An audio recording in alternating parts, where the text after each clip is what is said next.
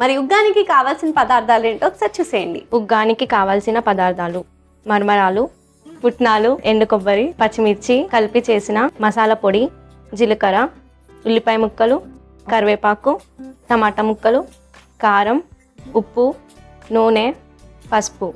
Bowl పెట్టాలి. ఇదిగో పెట్టాము. ఆయిల్ వేయాలి.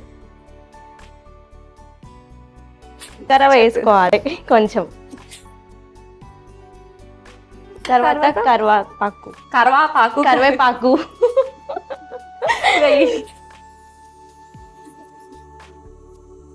తర్వాత ఆనియన్స్ వేయాలి.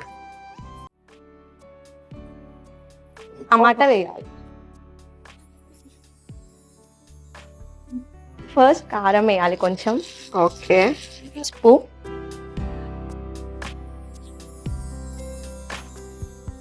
ఇప్పుడు ఇది కలిపేసాం కదా. నెక్స్ట్ ఫస్ట్ పుట్నాలు, ఎండు కొబ్బరి, పచ్చిమిర్చి చేసిన పౌడర్ ఇప్పుడు దీంట్లో వేయాలి. లో ఉంటది. తర్వాత మనం పిండి దాంట్లో వేసుకోవాలి.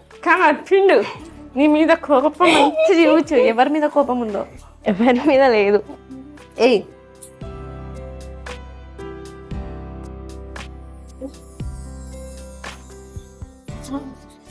ఉప్పు గిప్పు లాంటివి వేసే ఇవి లేవా మీ ఊర్లో? లాస్ట్కి వేయాలి. లాస్ట్ కా? సాల్ట్ పైన.